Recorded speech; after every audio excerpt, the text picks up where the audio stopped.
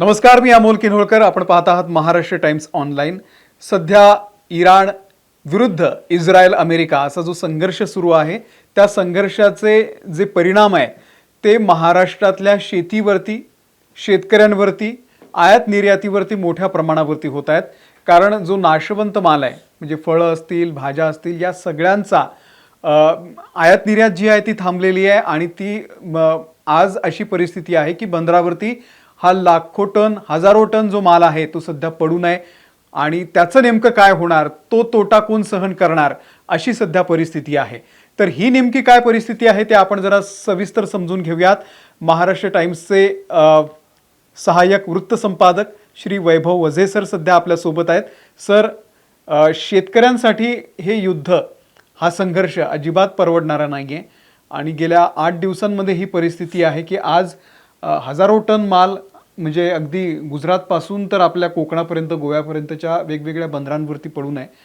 काय सगळं घडतंय आणि काय नेमकी आकडेवारी आहे, म्हणजे तुम्ही मगाशी सांगितली ते आपल्या प्रेक्षकांना सुद्धा सांगा की हे जर असं सुरू राहिलं तर किती भयानक परिस्थिती होऊ शकते. विशेषतः शेतकरी सेंट्रिक आपला हा आजचा एपिसोड आहे. नाही, शेतकरी कसं आहे की नॉर्मली युद्ध सुरू झालं आणि विशेषतः ते आखाती देशांमध्ये असलं की आपलं पहिल्यांदा सगळ्या जगाचं, सगळ्या देशाचं लक्ष जातं ते पेट्रोल, डिझेल आणि याच्याकडे.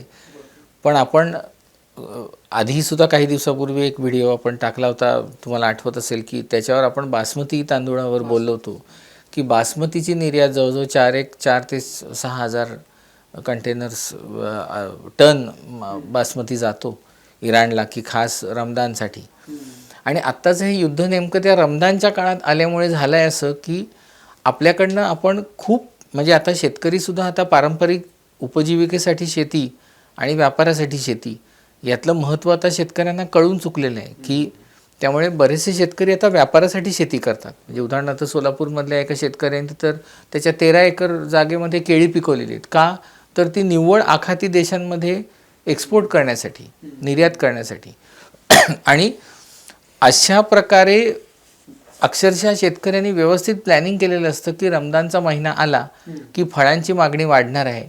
आणि भारतीय फळांना चव असल्यामुळे भारतीय फळांना आखाती देशामध्ये मागणी असते.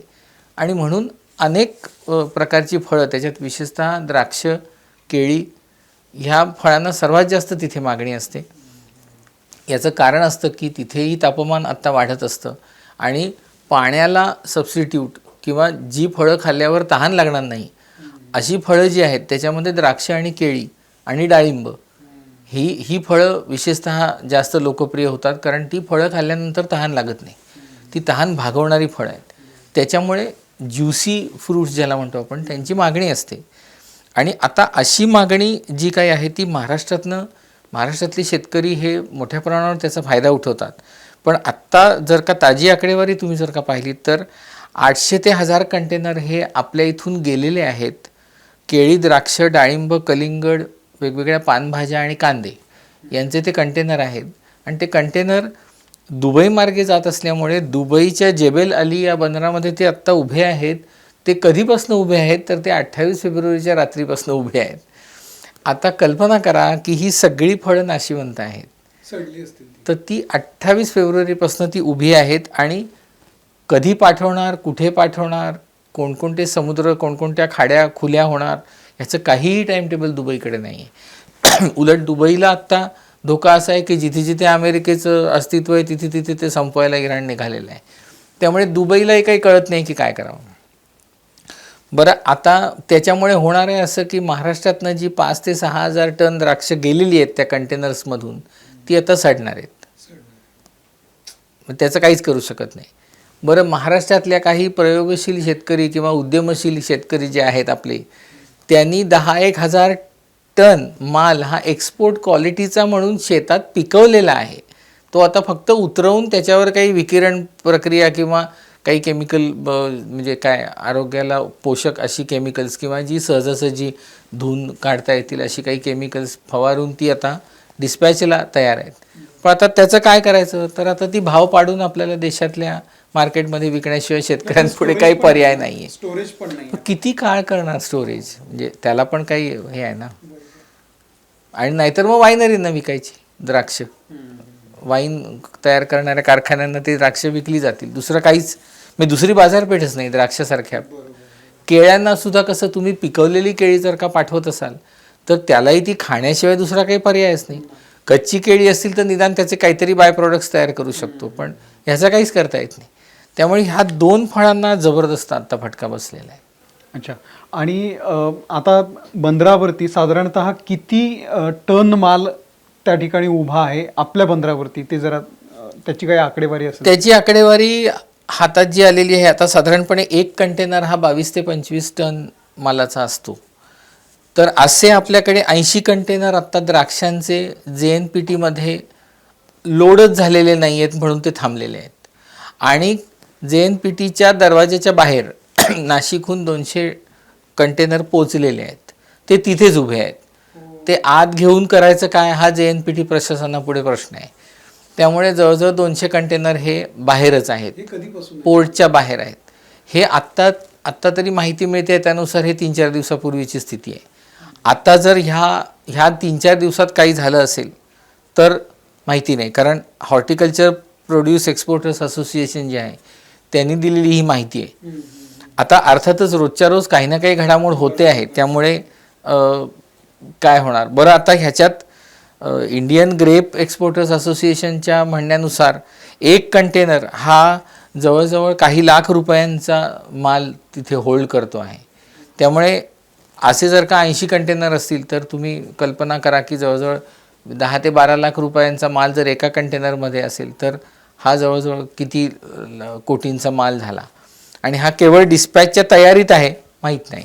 आता बरं केळ्यांच्या कंटेनरची तर त्याहीपेक्षा पुढची स्थिती आहे की केळ्याचे कंटेनर जे पाठवलेले होते, जे समुद्रात कुठेतरी होते किंवा जे त्या जैबल अलीमध्ये उभे आहेत, ते आता एक्सपोर्टर्सनी परत बोलवायला सुरुवात केली आहे. आता तिथे नुकसान कसं होतं तर एका कंटेनरमध्ये 22 टन केळी आहेत आणि ह्याची मार्केट प्राईस आहे 24 लाख रुपये आणि शिपिंग चार्जेस 3 लाख रुपये. त्यामुळे आता हे सगळं 27 लाख रुपयांचा भुर्दंड एक्सपोर्टरला भरावा लागून एक्सपोर्टर आता माल परत बोलावणार. मग तो शेतकरी त्याचा माल घेऊन जाणार, म्हणजे पुन्हा शेतकऱ्यालाही तो भुर्दंड आहे आणि तो आता स्वस्तामध्ये देशांतर्गत बाजारपेठेमध्ये विकणार. त्यामुळे काही पर्यायच नाही. पण हीच आयातीची परिस्थिती आहे. नाही, ही निर्यातीची आहे. निर्यातीची, हा, इथून जाणारा माल निर्यातीची आहे. आता आयातीची नेमकी काय? आयातीची परिस्थिती म्हणजे आपल्याकडेही रमदानचं वातावरण आहे, आपल्याकडेही फळं हवी आहेत. त्यामुळे इराणहून आपण पारंपरिकरित्या आखाती देश आणि इराणमधून जी फळं आयात करतो त्याच्यामध्ये सफरचंद, किवी आणि खजूर ही 3 फळं मोठ्या प्रमाणावर आयात केली जातात. त्यांचे 600 ते 700 कंटेनर हे त्यांच्या बंदरांमध्ये तिथे अडकलेले आहेत. आणि खजुराचा 1 कंटेनर त्याची इंडियन रुपीमध्ये व्हॅल्यू 45 लाख रुपये आहे आणि किवीच्या एका कंटेनरची व्हॅल्यू 30 लाख रुपये आहे. त्यामुळे एवढा माल तिथे अडकलेला आहे जो आपल्या आयातदारांनी आमची ऑर्डर म्हणून बुक केलेला आहे. म्हणजे आता त्याचं कॉम्पेन्सेशन आपल्याला इथून देणं भाग आहे. जसं त्यांना आपल्या निर्यातदारांना कॉम्पेन्सेशन देणं भाग आहे तसं आपल्यालाही देणं भाग आहे. त्यामुळे हा सगळा आपल्या अगदी साध्या मराठीत सांगायचं तर हा सगळा आता आतबट्ट्याचा व्यवहार होऊन बसलेला आहे. हे थोडंसं मी पुन्हा एकदा लोकांना जरा क्लिअर करतो. म्हणजे इथून जे कंटेनर निघणार आहेत ते ऑलरेडी त्याचे पैसे दिलेले असतात समोरच्या, नाही त्याचे प्रॉमिस दिलेलं असतं. पण ते प्रॉमिस म्हणजे पैसे दिवसात वगैरे. पण ते असं असेल ना की आमच्यापर्यंत पोहोचला तरच आम्ही ते रिलीज करणार. हा, पण मग ते पोहोचलंच नाही तर हे सगळं अक्कलखाती झालं ना. तेच म्हणतोय ना मी की केळ्याच्या एका कंटेनरची जर किंमत 24 लाख रुपये आहे तर तेवढा माल आपल्या शेतकऱ्याकडनं बोलीवर घेतलेला, एक्सपोर्टरने स्वतःच्या खिशातून 3 लाख रुपये शिपिंग चार्जेस घातलेले आणि हे सगळं आता तो माल परत बोलावणार आहे. म्हणजे शेतकऱ्याच्या हातात आशेशिवाय दुसरं काहीच पडलं नाही. तो आशा लावून बसला की आता माझ्या केळीला भाव मिळेल आणि ती केळी येणार आहे परत. त्याच्यामुळे आता काय करायचं म्हणजे आता बरं याच्यामध्ये तुम्ही सरकारला तरी काय दोष देणार आणि सरकारी यंत्रणा ह्याच्यात इंटरव्हीन करून काय करणार. एक मात्र मागणी कांदे उत्पादक असोसिएशनने अशी केलेली आहे की आम्हाला तुम्ही आता 1500 रुपये प्रति क्विंटल ही सबसिडी द्या. महाराष्ट्र राज्य कांदे उत्पादक संघटनेने सरकारकडे मागणी केलेली आहे. कारण कांदाही आता सडतो आहे, म्हणजे कांदाही तिथे गेलेला आहे आत्ता मोठ्या प्रमाणावर. कारण बरोबर आहे, त्यांचं जर का खाणं बिर्याणी आणि यासारख्या भाताच्या प्रकारांमध्ये कांदा भरपूर लागतो, त्यामुळे भारतीय कांद्याला मागणी असते. त्यामुळे कांदाही तिथे जाऊन आता थांबलेला आहे. कोट्यवधी म्हणजे काय, किती मोठं हे नुकसान आहे. हां, खूप. आणि ही फक्त आपण चला मुंबईपासून गोव्यापर्यंतची परिस्थिती बघतोय, तिकडे गुजरात पासून म्हणजे जर बघितलं आपण जामनगर ते जर असा गोल राऊंड मारून जिथे जिथे बंदर आहेत तिथे तिथे हीच पर्यंत परिस्थिती जर असं आपण गेलो श्रीलंकेला वळसा घालून, तर किती वेगवेगळ्या पद्धतीचे वेगवेगळे पदार्थ म्हणा, मसाल्याचे पदार्थ व्हॉट एव्हर जे काय ते सगळं, तर या सगळ्या इकोसिस्टमवरती फार मोठा परिणाम झालेला आहे.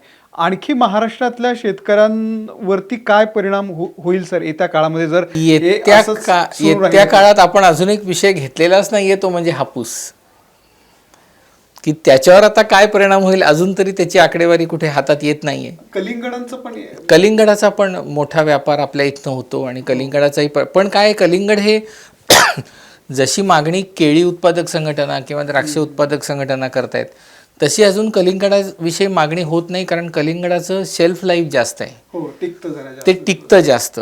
त्याच्यामुळे जोवर ते इंटॅक्ट आहे तोवर त्याला नैसर्गिक सील इतकं चांगलं आहे की ते टिकतं. हां, 15 दिवस तरी ते त्याच्यामुळे कलिंगडाविषयी अजून तरी काही आरडाओरडा सुरू झालेला नाही आहे. पण ही जी फळं आहेत ही खरोखरच नाशिवंत फळं आहेत. त्यामुळे बरं आता असं आहे की अमोल ज्या वेळेला तो कंटेनर परत येईल त्यावेळेला तो शेतकरी किंवा शेतकऱ्याला काय सांगितलं जाईल, अरे तू आपल्या इथे विक ना आणि पैसे कमाव.